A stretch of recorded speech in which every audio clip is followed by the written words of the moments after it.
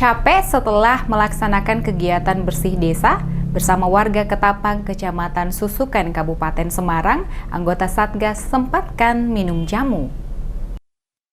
Anggota Satgas TMMD reguler ke-110 Kodim 0714 Salatiga tidak hanya giat dalam membangun infrastruktur di Desa Ketapang, Kecamatan Susukan saja, melainkan juga giat dalam menjaga daya tahan tubuh.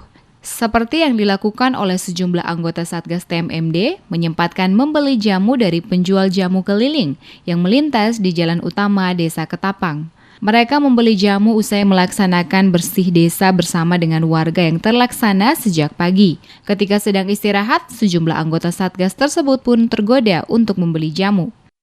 Iya, tadi beli jamu itu pahitan, Mas. Pahitan itu terdiri dari godong kates, terus senenjong. Kalau saya terbiasa seperti itu, masalahnya untuk menjaga daya tahan tubuh, biar makannya enak, semangat kerjanya, biar capek-capeknya hilang.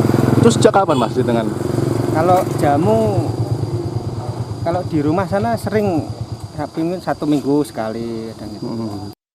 Seperti yang dilakukan oleh Kopda Indra yang dengan cepat menghampiri seorang perempuan penjual jamu yang sedang berhenti di depan salah satu rumah warga. Tanpa basa-basi, ia pun langsung memesan jamu pahitan pada penjual tersebut. Indra mengungkap bahwa mengkonsumsi jamu tidaklah baru kali ini saja, melainkan ia telah melakoninya sejak bertahun-tahun lalu.